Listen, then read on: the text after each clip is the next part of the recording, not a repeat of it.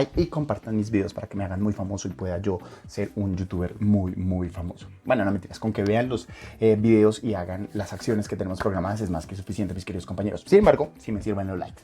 Bueno, mis queridos compañeros, bienvenidos a esta sesión y pues nada, vamos a continuar con el trabajo que venimos desarrollando. El trabajo que venimos desarrollando es estudiando las galaxias, o mejor, venimos haciendo un estudio de las galaxias. Ya hemos visto la galaxia como una estructura que tiene diferentes formas y gracias a estas formas un señor llamado Hubble pues logró hacer una clasificación que para nosotros ha servido para denominarlas, o sea, para darles un nombre, para clasificarlas, organizarlas e intentarlas comprender. ¿Listo? Eso ha sido muy importante. Pero bueno, las galaxias resulta aquí, mis queridos compañeros, contándoles, resulta que como tal, como la estructura que la conocemos actualmente, no se tenía o no se había determinado, sino hasta por allá en los años 1930, 40, 50, gracias al trabajo de un señor llamado Hubble, el mismo que hizo la clasificación. Gracias a este señor y a sus aportes, la astronomía logró reestructurar y redefinir lo que se comprendería como galaxia. Y gracias a este señor y a muchos elementos que se han dado gracias a los aportes que hizo entre ellos uno de un telescopio que, aunque no lo hizo él, sí inspiró a los creadores a hacerlo, y en pro de hacerlo se han conocido y se ha logrado determinar estas estructuras y se han intentado entender estas estructuras. Entonces, para la humanidad ha sido muy importante el trabajo del señor Hubble y el conocimiento que nos aportó. Pero resulta, mis queridos compañeros, que este señor Hubble más allá de ese trabajo que realizó, no lo hubiese podido realizar sin la ayuda de unos aparaticos como este o como este. Pues resulta, mis queridos compañeros, que el señor Hubble, gracias a la ayuda de un instrumento llamado telescopio, pues logró realizar unos estudios que le permitieron construir toda su teoría, realizar todos sus cálculos y realizar todas sus propuestas frente a la comprensión del universo. Este instrumento que vamos a hablar, del cual vamos a hablar hoy, que es uno de los instrumentos que más me gusta a mí dentro de la ciencia, pues le ha servido y le ha aportado al ser humano de una forma increíble. Bueno, hablemos un poquito de los telescopios. Los telescopios, primero que todo, pues son instrumentos que ha utilizado la humanidad para poder observar los cielos. Especialmente el cielo nocturno, donde cautiva por alguna extraña razón al ser humano, a todos de una forma romántica, científica, religiosa, no sé, poética, literaria, fantasiosa, de muchísimas formas. Pero resulta que este aparato nos ha permitido observarlo. Básicamente a la ciencia le ha permitido construir representaciones sobre cómo funciona y cómo es el universo. Este aparatico data de hace siglos, ¿sí? Estamos hablando más o menos de 1609, 1610, cuando gracias a un señor llamado Galileo Galilei, ¿sí?, que era un italiano que estaba justo en un momento histórico muy importante para la humanidad, que fue el Renacimiento. Bueno, particularmente fue importante para España no, sino para Europa. Fue muy importante para Italia. Muy importante para la humanidad y para la ciencia en ese momento, quien dio los primeros pinitos de la comprensión del universo con el uso de este telescopio. Con el uso del telescopio, mejor, no particularmente de este telescopio. Resulta que nuestro amigo Galileo Galilei es conocido por muchos por ser el creador del telescopio. Realmente no se sabe con certeza si fue Galileo Galilei quien construyó, quien inventó el telescopio. Muchos dicen que el trabajo que hizo Galileo Galilei no fue el de la invención, sino el de la perfección. O sea, cogió el instrumento y lo perfeccionó. Lo que sí podemos decir es que es uno de los, por no decir que es el más antiguo, que tiene registros de observaciones con telescopio. Gracias al uso que le dio Galileo Galilei al telescopio, este logró romper con una concepción de mundo, de universo y cosmológica que se tenía en Europa y pues en gran parte del mundo, que la Tierra era el centro del universo, ¿sí? Realmente, a partir del trabajo de Galileo Galilei, gracias a la observación que realiza con el telescopio, que inicialmente comienza observando el Sol, la Luna, Júpiter y las lunas de Júpiter, logra entender que no es la Tierra el centro del universo. Y pues posteriormente estábamos diciendo que es lejos de ser el centro del universo. ¿Listo? Sino que dio paso a una nueva teoría que era la teoría heliocéntrica. Pasamos de la geocéntrica, donde la Tierra era el centro del universo, y nos metimos en ese momento histórico en la teoría heliocéntrica, donde el Sol era el universo. Y bueno, eso fue un estudio que hizo el señor Galileo Galilei con aportes de un señor llamado Copérnico. Ya posteriormente hubo otros trabajos como el del señor Kepler, y hubo ya pues un trabajo muy importante por el señor Newton, que lograron configurar una nueva forma de universo. No perduró siempre, sino que ha venido transformándose esa idea que hemos tenido del universo, de cómo es, cómo funciona, cómo se estructura, qué tan grande es, si es dinámico, si es estático o no. Y gracias a este aparatico es que hemos podido realizar, los científicos de la historia han podido realizar estas afirmaciones y estas comprensiones que cada día van cambiando, van renovándose, de pronto se devuelven un poquito, se van refutando, se van fortaleciendo. Ustedes saben que la ciencia es así, la ciencia es muy dinámica, es muy humana. Cambia, ¿sí? Evoluciona. No es que digamos que mejore, sino cambia, ¿sí? La intención es estar dando respuestas. Y si nos toca devolvernos para poder responder algo, pues nos devolvemos. Si nos toca cambiar algo para poder responder, lo cambiamos. ¿Listo? Esa es la condición de la ciencia. Entonces resulta que gracias a este aparatico, pues el señor Galileo comienza con los trabajos, y de ahí para allá la astronomía lo hace su instrumento oficial. Este instrumento particularmente sirve para observar objetos que están a grandes distancias. En nuestro caso, pues vendrían siendo las estrellas, los otros planetas, nuestra propia estrella, nebulosas, galaxias, cúmulos, bueno, y demás. ¿Listo? Este aparatico ha servido para eso. Con el tiempo se ha venido mejorando, se ha intentado perfeccionar, aunque ha sido complejo hacerlo, y es muy difícil decir que los actuales telescopios son más novedosos que, por ejemplo, el que hizo o el que perfeccionó el señor Galileo Galilei. Pero lo que sí podemos decir es que el conocimiento que hemos logrado con este señor ha sido absurdo. Entonces, ¿para qué sirve un telescopio? Para poder observar con gran calidad de imagen, ¿sí?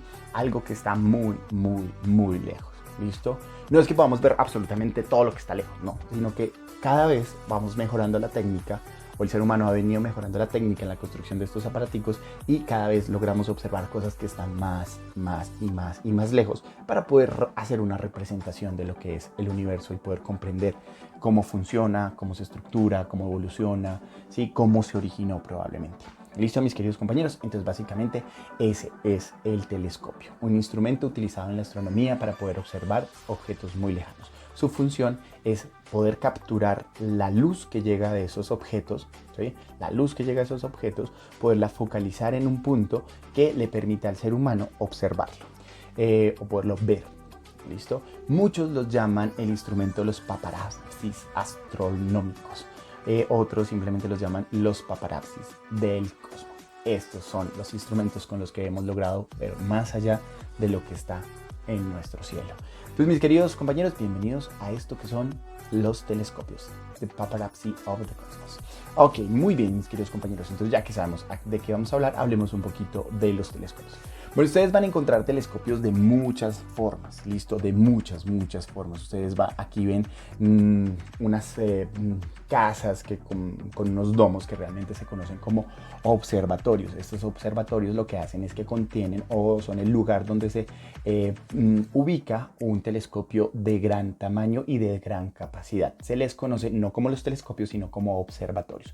¿Por qué? Porque más allá de tener el telescopio como instrumento, tienen todo un edificio, ¿sí? Toda una estructura, todo un montaje para poder analizar, poder observar, poder estructurar lo que el telescopio les permite, la información que el telescopio les permite recibir o que el telescopio les brinda. ¿Listo? Estas antenitas que también son parte de un telescopio, estos telescopios que son los que se conocen como telescopios que pueden ser básicos, caseros, profesionales y demás, que son los conocidos, son terrestres a pequeña escala, y pues observatorios que pueden ser un poco más pequeños. En Bogotá tenemos algunos observatorios como el de la Universidad Sergio Arboleda, tenemos el de la Nacional, había un antiguo observatorio que era el de Mutis, que queda pegado a la casa de Nariño, Y bueno, ahorita hay algunos otros lugares donde se tienen observatorios, en donde podemos encontrar este tipo de instrumentos. De muchos tamaños, de muchas condiciones, de muchas formas, ¿sí? Como las que ustedes observan aquí. Pero realmente, independiente de la forma que tengan, el tamaño que tengan, hay 3 clases de telescopios importantes que ustedes las van a ver aquí. El telescopio de refracción, el telescopio de reflexión y el telescopio de, ese nombre sí no me lo acuerdo, no recuerdo, pero es canóptico, ¿sí? O Cassione también lo llaman. Es bastante complejo su nombre, pero bueno, déjenme yo reviso porque no me acuerdo bien cómo se pronuncia, entonces para que por favor me disculpen. Mientras tanto les voy contando que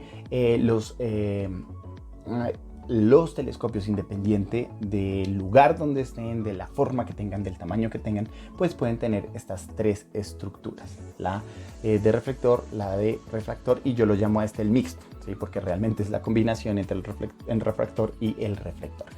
Les voy a explicar más o menos cómo funciona. ¿Listo? Ustedes aquí observan unas líneas, ¿sí? En amarillo y como una especie de flechitas. Resulta que la flechita nos indica la dirección que se toma. Entonces, por ejemplo, analicemos el de refractor. Bueno, ¿por qué se llama refractor? Porque resulta que utiliza un instrumento muy importante y es un lente. ¿Qué es un lente? Es parecido a un prisma, como una gafa, mejor, como un lente de gafa. Eso es un lente. Tiene diferentes formas. Hay unos que son de esta forma y otros que son de esta forma. Entonces, hay unos que se llaman divergentes, otros se llaman convergentes. Lo que hacen es que la luz que los atraviesa se abra, ¿sí? Diverja o converja, o sea, que se separe o que se una. Entonces, los telescopios de refracción, lo que hacen es que permiten que entre la luz de un objeto que está muy lejano, como una estrella, como un planeta, como una galaxia, como una nebulosa, permite que entren esos rayos de luz, ¿sí? Entran, pasan por el lente, que lo que hace es que los rayos, en vez de separarse y en vez de seguir paralelos, porque van paralelos, ustedes ven, van paralelos, lo que hace es que converjan, o sea, que traten de unirse y se unen por aquí en un punto, ¿sí? Que se llama el punto focal. En ese punto focal los recibe un espejo y los redirecciona hacia un obturador o el ojo óptico donde se logra observar. Estos son los telescopios más antiguos. De hecho, Galileo Galilei utilizó uno de estos. Son súper eficientes, ¿sí? Son los más eficientes. Para mí son los más eficientes de los 3 tipos de telescopios. Pero tienen un problema. El problema es que los lentes, construir un lente es muy complejo, muy complejo. ¿Por qué? Porque los lentes tienen que tener unas superficies muy lisas, tienen que ser de esta forma, muy cóncavos, muy convexos.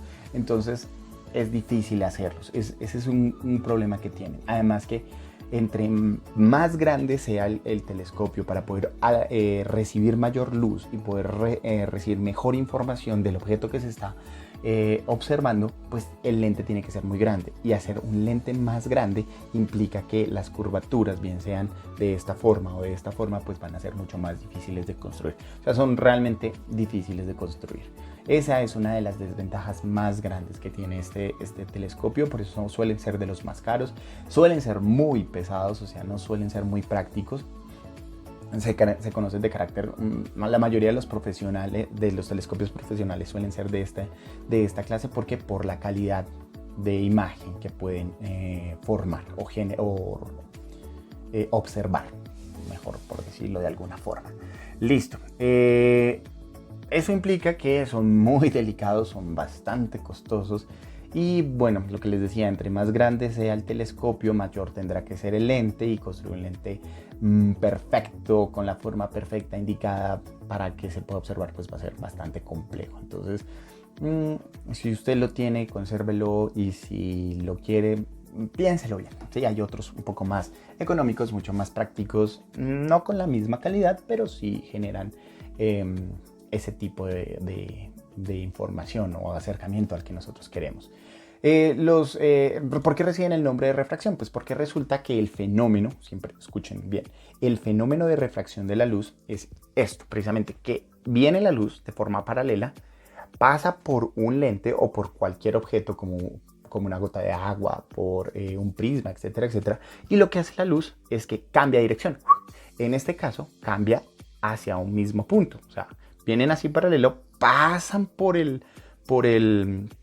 lente o por el material que están atravesando y tratan de converger, otros tratan de diverger. Entonces, por eso se llama refracción. Siempre que la luz cambie de dirección, viene por un lado y cambia de dirección, bien sea que coja para cualquier lado, se llama el fenómeno de la refracción. Por eso se llaman los telescopios de refracción. Muy bien. Hablemos ahora un poco de los telescopios de reflexión. Pues como su nombre lo indica, lo que hacen es que reflejan la luz.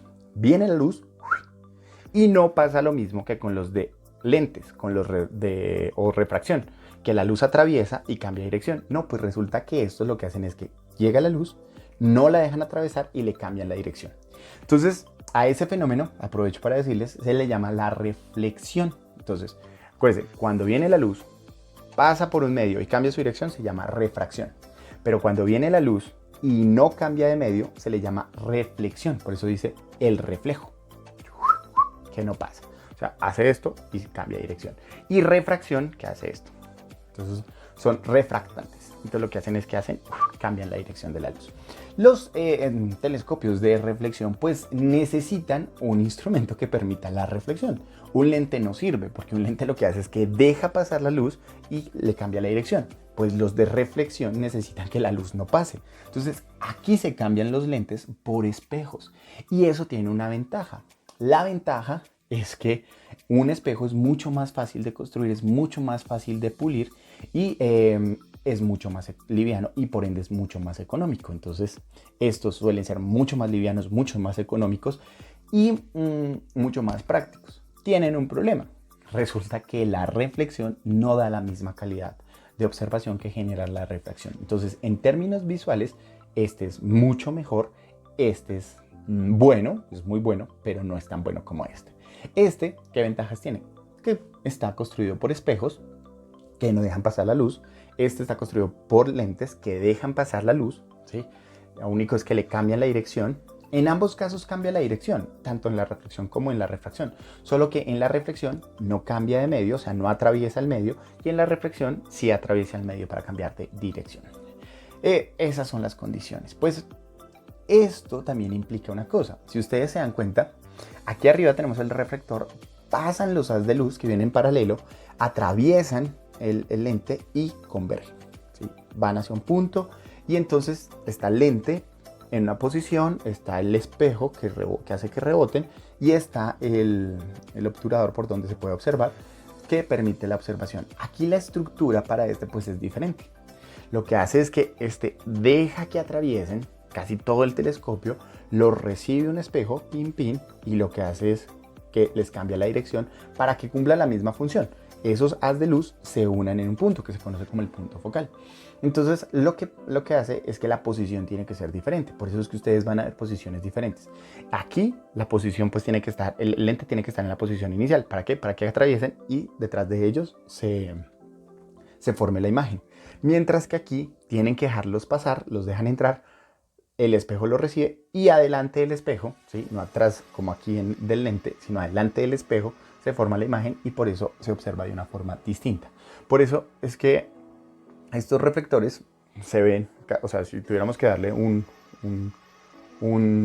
¿cómo decirlo? Si tuviéramos un telescopio y ese fuera el telescopio de reflector, pues entonces aquí estaría el lente y miraríamos por acá.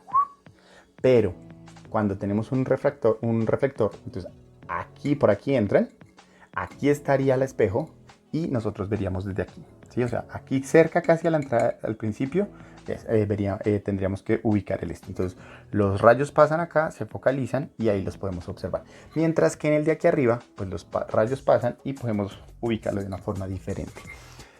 Así usted sabe si es, un telescopio de reflexión o de refracción, o un telescopio refractor o un telescopio reflector. Listo, mis queridos compañeros. Muy bien, les quedé viendo este. Entonces, espérenme porque se me olvida. Para mí se llaman el mixto.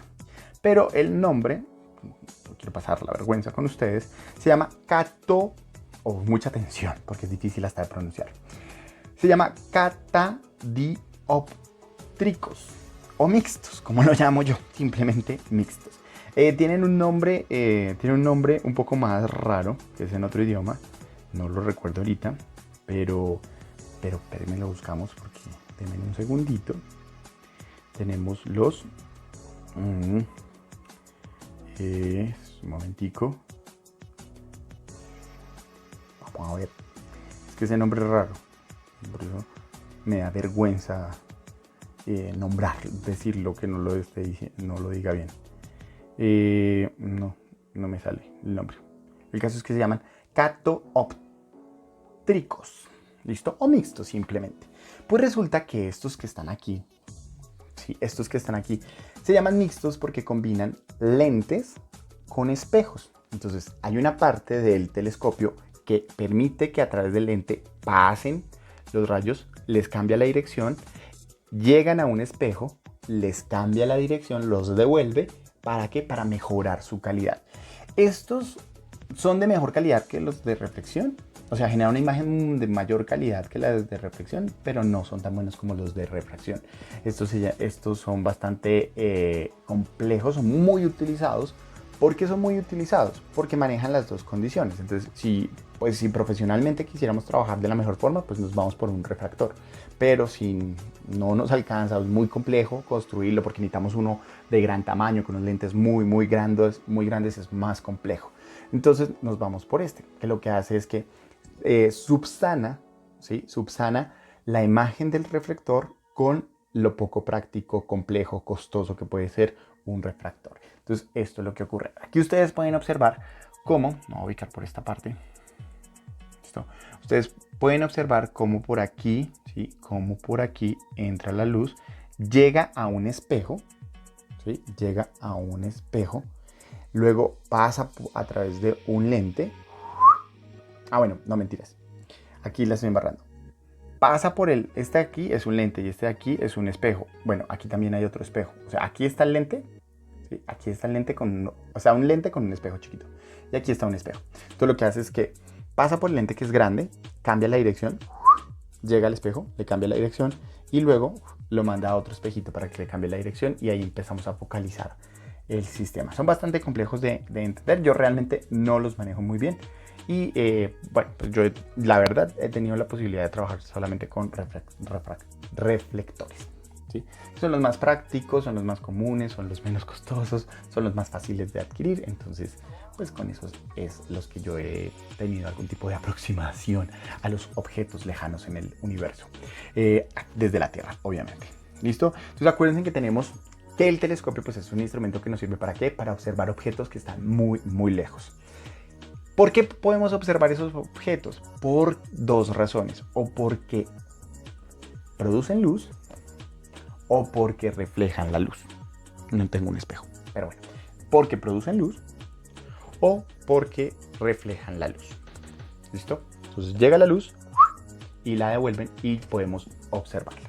Entonces los objetos que están en el cielo los podemos observar porque ellos emiten luz propia, como las estrellas, ¿sí? O porque la luz de las estrellas llega a esos cuerpos, la reflejan, y viaja por el universo y llega hasta nosotros. Así es que los podemos observar. ¿Y cómo hemos mejorado esa observación? ¿Cómo hemos mejorado el proceso para verlos? Gracias a estos tres instrumentos. Recuerden que los instrumentos de telescopio pues sirven para eso, para poder observar objetos que están muy lejos gracias a la luz que emiten o reflejan.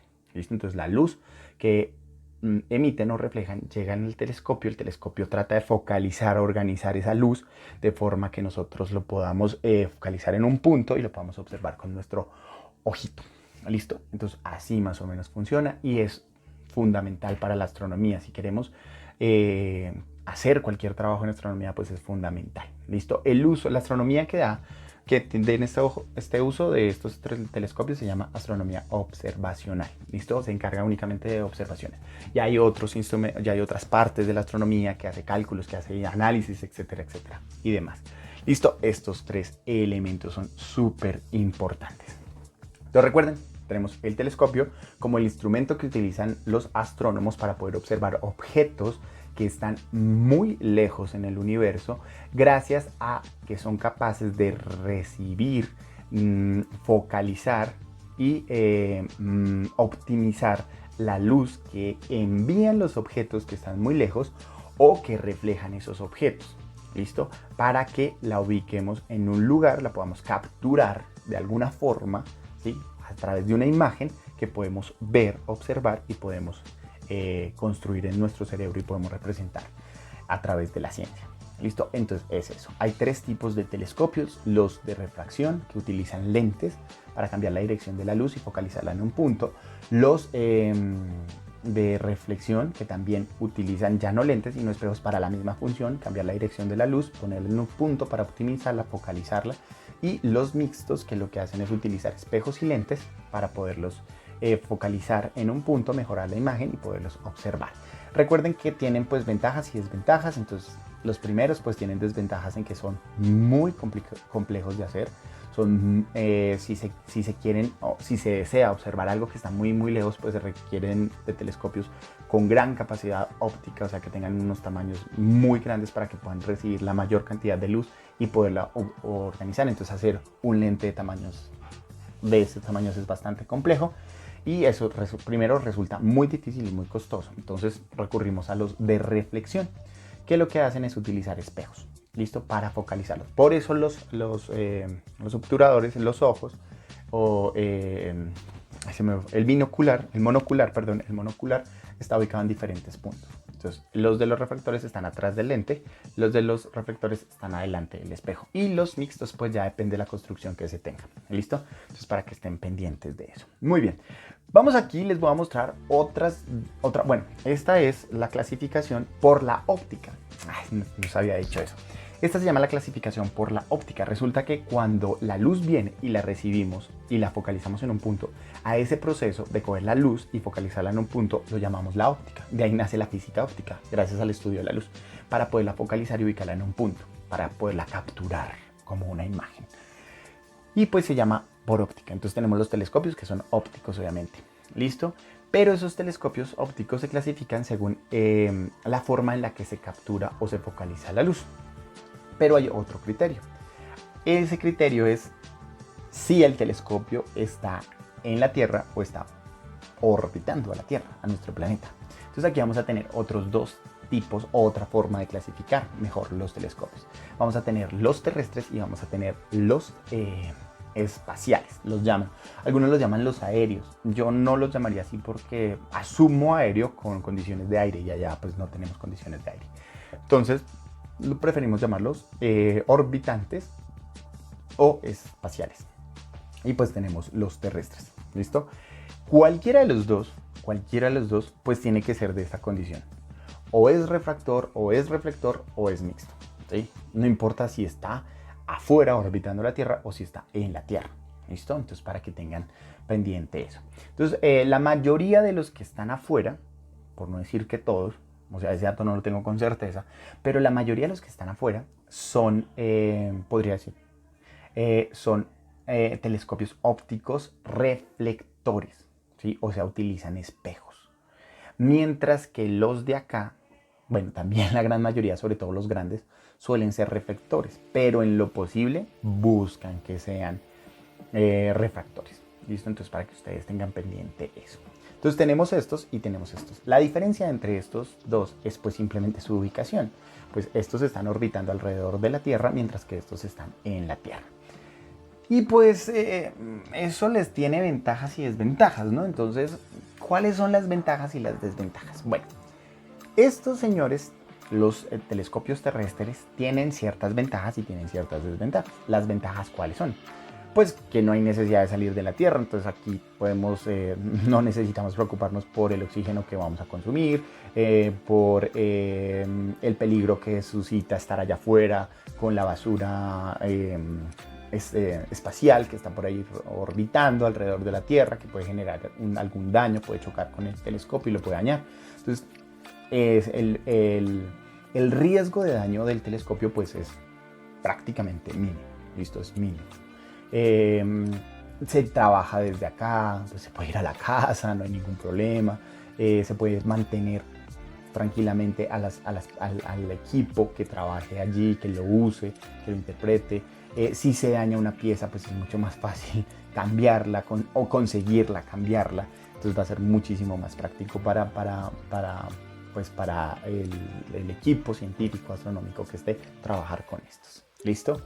Tiene desventajas. Tiene 3 desventajas muy grandes. ¿Cuáles son las 3 desventajas que tienen los telescopios que se ubican en la Tierra? Y cuando digo que se ubican en la Tierra me refiero a todos los que usted ve en la Tierra.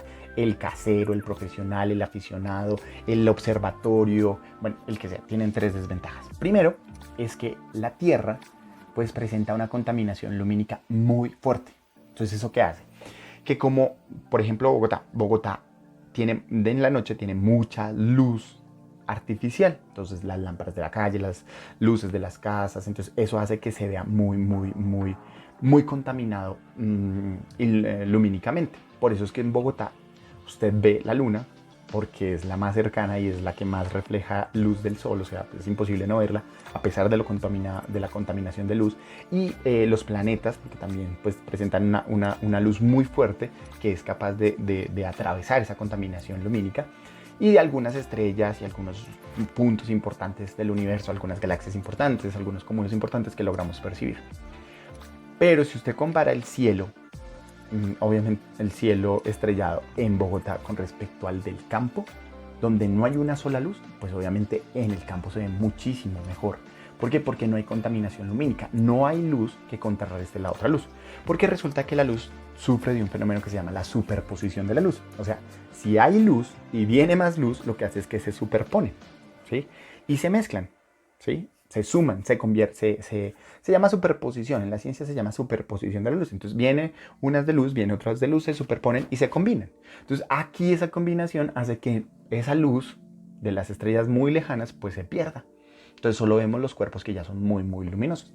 Pero por ejemplo en el campo donde no hay luz artificial, pues es mucho más fácil porque la luz viaja casi que sin superponerse a otras fuentes de luz y la podemos percibir. Por eso es que usted en el campo puede ver un cielo estrellado magnífico, puede ver jurgo de estrellas, mientras que en la ciudad es muy complejo. Y esa es una de las razones por las que los observatorios están en lugares muy alejados del ambiente urbano. ¿Sí? Entonces usted los va a encontrar en lugares muy lejanos donde haya poca contaminación, especialmente en los desiertos. ¿Por qué en los desiertos?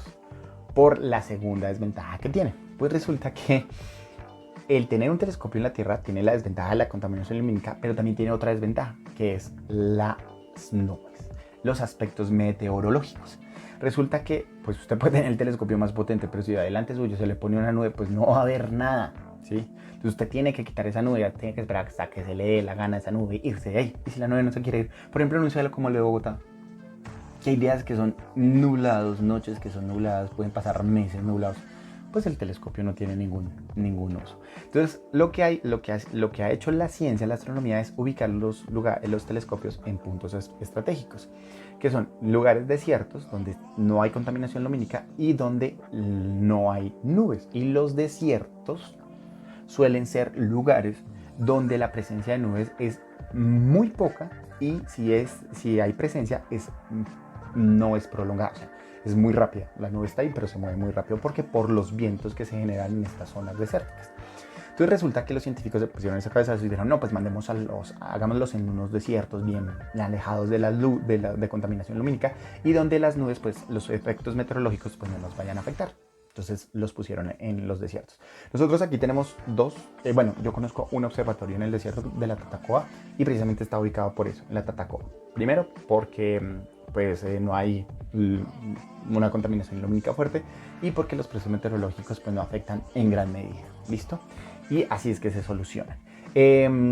Pero el tercer problema que tienen, que ni este ni cualquier otro telescopio de la Tierra puede escapar, se llama la atmósfera.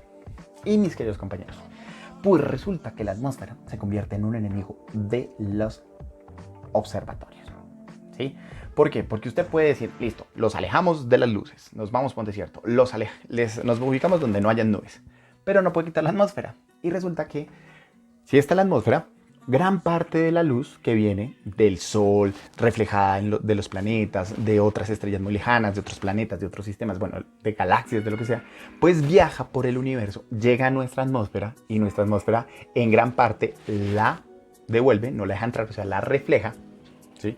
No la deja entrar y la que deja entrar es muy poca y se pierde muchísima información. Entonces, por eso son muy buenos en la Tierra, ¿sí? Porque usted puede tener una calidad de construcción muy buena, pero pues se enfrenta a estos tres elementos que son complejos: la contaminación lumínica, los efectos meteorológicos y la atmósfera. La atmósfera nos quita visibilidad, o sea, tendríamos que salir de la atmósfera, y cuando dijeron tenemos que salir de la atmósfera, se fueron a inventar estos señores de aquí arriba, los telescopios espaciales. Los telescopios espaciales se hicieron con el propósito de evitar esas tres cosas. Primero, la contaminación lumínica, ¿sí? Generada por las zonas rurales. Segundo, la presencia de nubes pues, afuera de la estratosfera, ¿sí? Afuera de la estratosfera, bueno, afuera de la atmósfera, pues nos quitamos las nubes y la atmósfera. Entonces, la información que reciben estos, en términos de la calidad y la cantidad de información, pues es superior a los de estos. Entonces, ahí no hay nada que hacerle. Estos son una belleza. ¿Cuál es la desventaja que tienen estos? Estos, pues, no sufren por contaminación lumínica, no sufren por los efectos meteorológicos y no sufren por la atmósfera, pero sufren por el costo. Son costosísimos. Una fabricación de un elemento de estos es costosísimo. Y su fabricación es peor de engorrosa, o sea, tienen que durar, o sea, duran muchísimos años haciendo una construcción, cuadrándole los detalles, etcétera, etcétera. Esas son las desventajas. Y ahí donde se les daña, pues de aquí se daña, pues usted, bueno, está aquí ubicado, pero allá, ¿qué?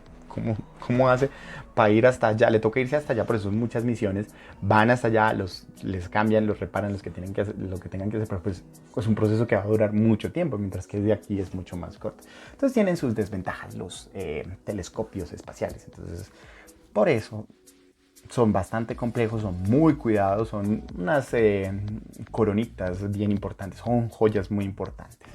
Hay muchos telescopios famosos, entre esos está el telescopio Hubble, que es un telescopio, primero, óptico, o sea que recibe luz. Segundo, reflector, o sea que está constituido por espejos. Y tercero es espacial, o sea, tenemos el Hubble. Ese es el Hubble que ustedes ven ahí. Muy bien, hay otros, ya ahorita los vamos a ver, pero antes de eso les quiero mencionar, sí, porque solo mencionaron, no se los voy a presentar. Hay 4 telescopios terrestres. Realmente son más que telescopios, son observatorios, o sea, donde está todo el equipo, donde están los instrumentos en la Tierra. Hay 4 que son supremamente importantes, son grandísimos y es bueno que usted lo sepa. El primero está ubicado en Arizona, en los Estados Unidos, en el desierto de Arizona, en los Estados Unidos. Este telescopio recibe el nombre de el Gran Telescopio Binocular. Entonces, ustedes cuando busquen el Gran Telescopio Binocular en español, en inglés es Large Binocular Telescope, ¿listo? Y lo sintetizan como LBT,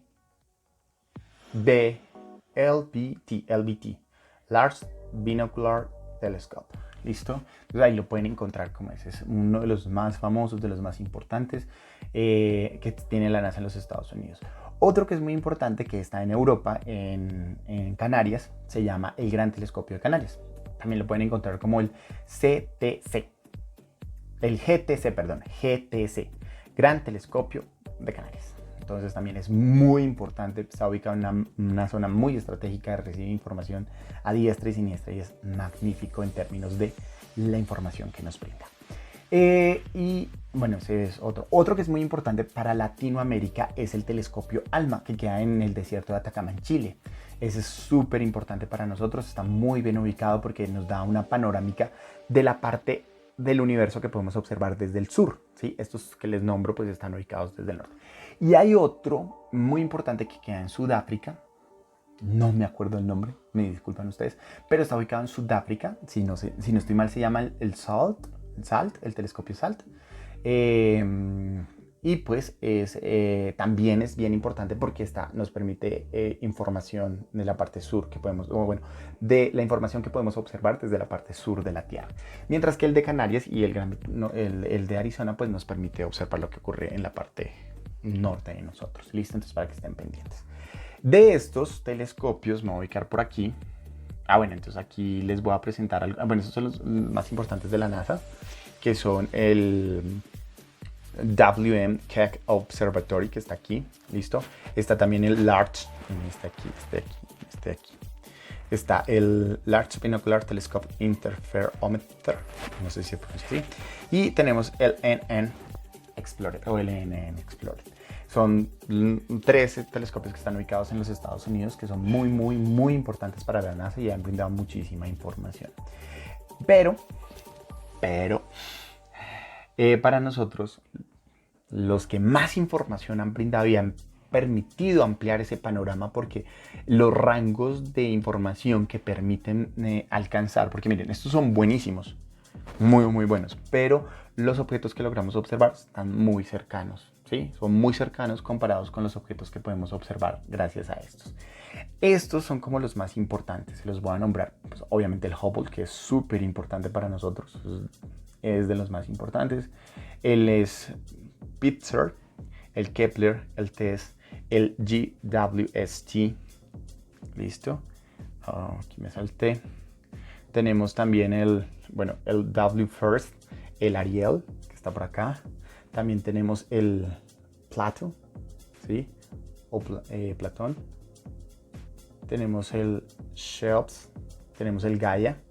Y aquí abajo, que no lo alcanzamos a ver, tenemos el Corot, ¿sí? No sé si se pronuncian así, ustedes me disculparán, pero realmente no sé cómo se pronuncian los nombres completos. Y tenemos algunas otras ondas importantes, como son la OST-5, el HAPX-5 y el Lubo... No alcanzo a leer. El Luboir 5. Creo que este es francés, por eso no lo sé pronunciar. Entonces, estos son varios telescopios que están allá afuera. Estos son tres telescopios que están en observatorios bien importantes aquí pues dentro, son terrestres, están en la Tierra, ubicados en los Estados Unidos. Pero pues estos son los que están por allá afuera y que son muy buenos. Y nos han brindado muchísima información, mucha información, mis queridos compañeros. Pero nosotros vamos a hablar un poquito del Hubble. Bueno, pero antes de hablar de Hubble, el telescopio, hablemos un poquito de Hubble. Ustedes tenían una misión y era consultar un poco sobre nuestro amigo Hubble. Bueno, resulta que hacía grandes rasgos, porque la idea era que ustedes consultaran la biografía de nuestro amigo, decirles que este es uno de los personajes más importantes para la astronomía moderna. No para, y para la astronomía de todos los tiempos, de toda la historia de la astronomía. Este señor era un astrónomo muy importante, era matemático también. Se dedicó al proceso observacional. O sea, el cuento del man era observar el universo a través de los telescopios. O sea, era muy bueno observando el universo.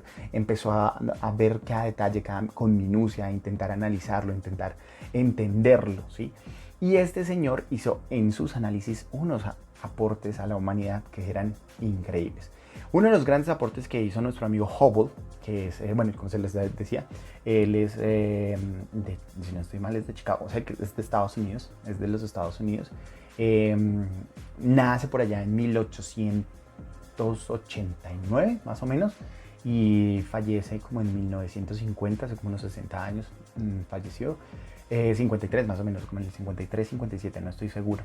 Pero durante toda su carrera y durante toda su vida, pues fue muy famoso de observar el cielo, de observar las estrellas, intentar entenderlas. ¿Cuáles fueron los aportes que hizo nuestro amigo Hubble? Pues resulta que Hubble, aparte de codearse con los grandes de la ciencia moderna, Millikan, este señor Lemaitre, este señor Einstein, porque gracias a este señor, Einstein y las teorías de su universo, de su forma de comprender el universo, porque tomaron forma. La teoría del Big Bang tomó forma y fuerza observacionalmente gracias a las teorías que hizo este señor. Entonces, aparte de codearse con las grandes celebridades de la época en términos de la ciencia, pues resulta que el señor observó tanto el cielo que llegó y dijo, un momentico, nuestra galaxia no es la única. O sea, la Vía Láctea no es la única galaxia. Primer aporte. Segundo aporte. Empezó a estructurar el cuento de la galaxia, diciendo, pero porque la Tierra gira alrededor del Sol. Pero el Sol no es el centro del universo, ni siquiera es el centro de la galaxia. Estamos muy alejados del centro de la galaxia. Sacó al Sol del centro de la galaxia. O sea, dijo, pero porque el Sol es una estrella más de la galaxia. Generó y diferenció tres aspectos importantes. La estructura de galaxias. También aportó, bueno, realmente no fue que él dijo, sino que hizo grandes aportes. Aportó a que no somos la única galaxia, sino que aparte de eso hay otras galaxias a las que él llamaba islas, universo, islas. O sea, no las llamó como tal galaxias, sino universo, islas. Después, posteriormente, se dieron cuenta que le dieron el nombre de galaxias. Se dio cuenta que las nebulosas eran otras estructuras, los cúmulos eran otras estructuras, bueno, los cúmulos globulares, ¿sí? Eran otras estructuras. Entonces empezó a diferenciar estructuras en el universo gracias a los procesos de observación que tenía con los telescopios y con los análisis. Gracias a esas observaciones empezó a echar número y se dio cuenta que las galaxias tendían a verse de color rojo. Entonces él dijo, oiga, ¿pero por qué tienden a verse de color rojo? Entonces llegó y dijo, bueno, pues la única forma de que eso ocurra es que las galaxias se están separando y la luz que nos llega a nosotros va cambiando su longitud de onda, o sea, su color, hacia la longitud de onda más larga, que vendría siendo la roja. Listo, entonces la roja tiene, las galaxias tienden a verse roja y eso lo llamó el corrimiento al rojo. Entonces por eso es que sabemos que las galaxias se separan porque tienden a verse rojas al galaxia. Este señor fue el que lo dijo. Y eso le sirvió para decir, un momentico, si las galaxias se están separando, es porque el universo se está expandiendo. O sea, el universo está expandiéndose para que las galaxias se estén moviendo y se estén separando unas de otras.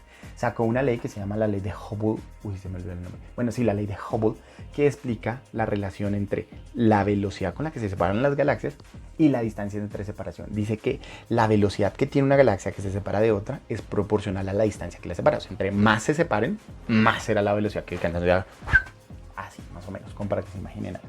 O sea, el man estaba metido en el cuento. O sea, gracias a eso, el man se despegó. Entonces dijo que las galaxias tienen el corrimiento al rojo, o sea que se están separando. Eso implica que el universo está en expansión.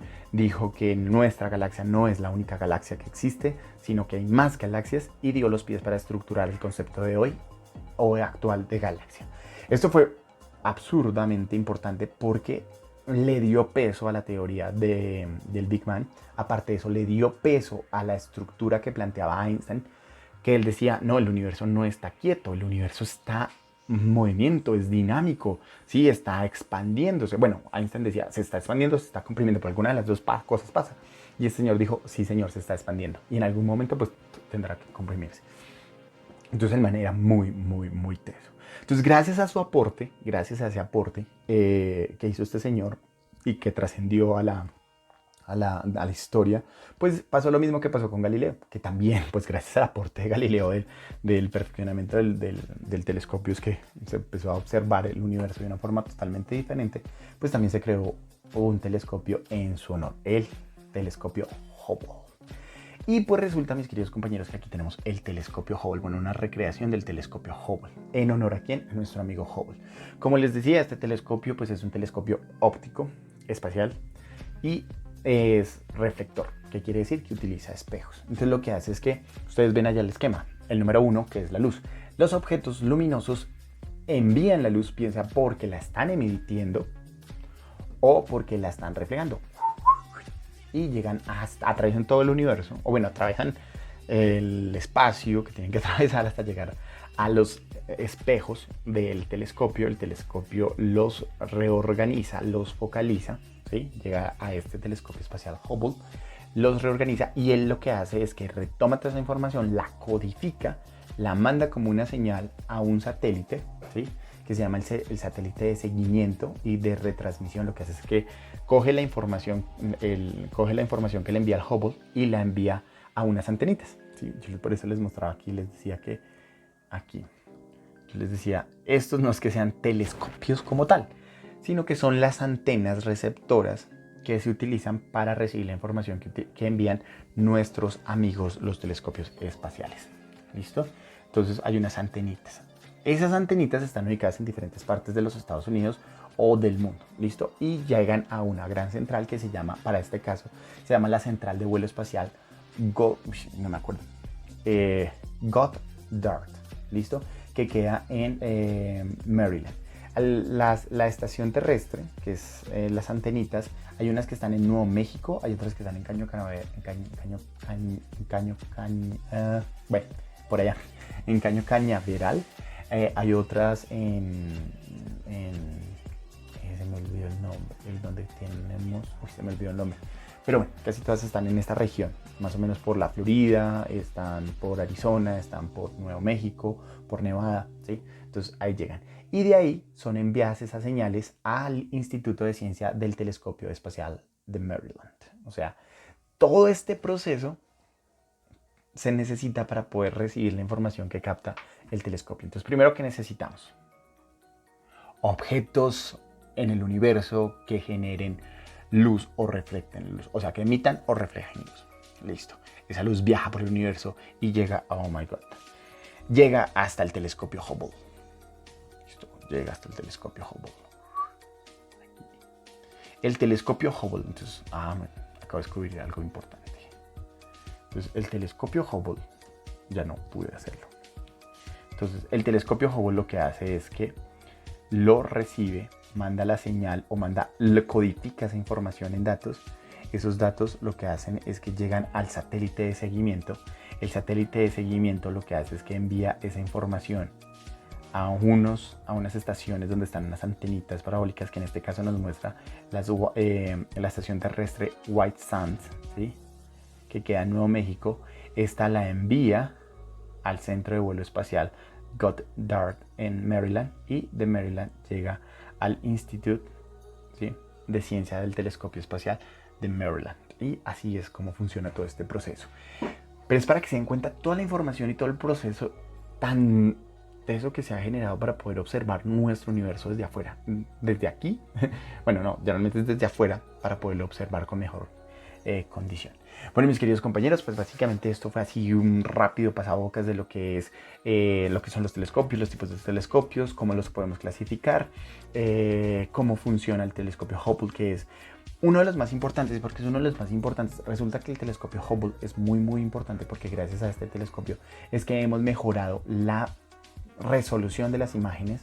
Hemos logrado observar imágenes mucho más lejanas, y cuando me refiero a imágenes, a los objetos que nos envían esa información, o sea, las estrellas, galaxias, nebulosas,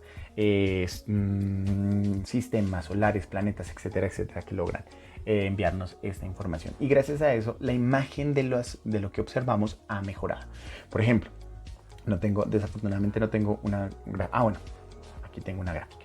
Aquí tenemos una galaxia que podríamos decir que es la galaxia de Andrómeda, por darle el nombre, muy similar a la de Andrómeda. Y así la podríamos observar con un telescopio como el Hubble. Pero si la observáramos con un telescopio como terrestre, pues no tendríamos la misma calidad. La veríamos un poco más borrosa, con menos iluminada, más desenfocada, etcétera, etcétera. ¿Por qué? Porque se pierde mucha información a través de la atmósfera.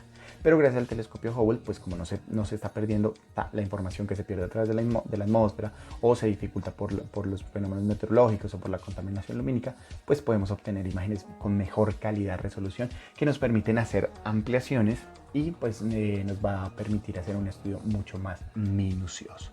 Entonces, no siendo más, mis queridos compañeros, eso es todo por hoy. Espero que me les vaya muy bien, no se les olvide sus compromisos, y chao, chao.